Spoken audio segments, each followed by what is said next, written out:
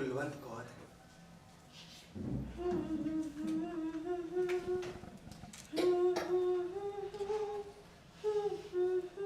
भरे भरे हाथ पैरों वाली औरत थी। चौड़े चकले कुल्हे थुल करने वाले गोश्त से भरपूर, कुछ ज्यादा ही ऊपर को उठा हुआ सीना, तेज आंखें, ऊपरी होठ पर सुरमई गुबार।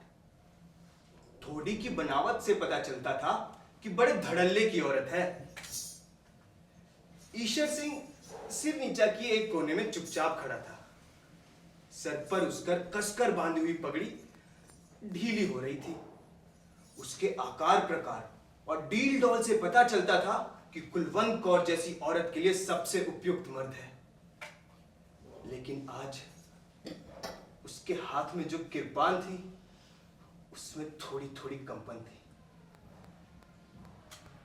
चंद और लम्हात इसी तरह खामोशी में गुजर गए तो कुलवंत कौर छलक पड़ी, लेकिन तेज तेज आंखों को नचाकर वो सिर्फ ईश्वर सिंह का नाम ही ले सकी। ईश्वर सिंह ने गर्दन उठाकर कुलवंत कौर की तरफ देखा, मगर उसकी निगाहों की गोलियों की ताब ना लाकर मुंह दूसरी तरफ मोड़ लिया। कुलवंत कौर ने बोला, ईश्वर सिंह, कहाँ रहे तुम इतने दिन? मुझे मालूम नहीं। यह भी कोई मायावा जवाब है?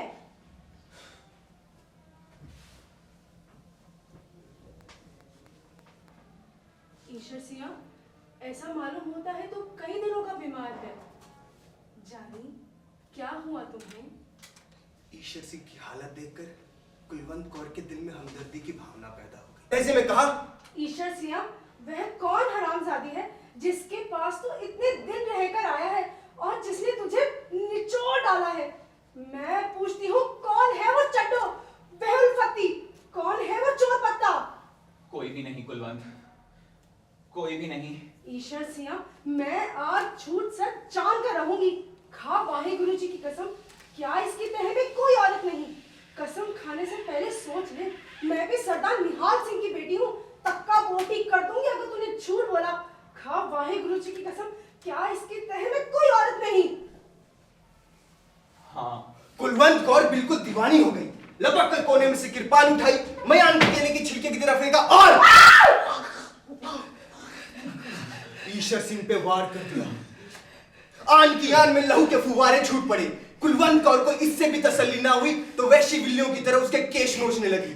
साथ ही साथ वो अपनी नामालूम सौत को मोटी मोटी गालियां देती रही। ईश्वर सिंह ने थोड़ी देर के बाद एक दुबली आवाज में विनती की, जाने दे कुलवंत, जाने दे। आवाज में बला का दर्द था। कुलवंत कौर पीछे हट गई।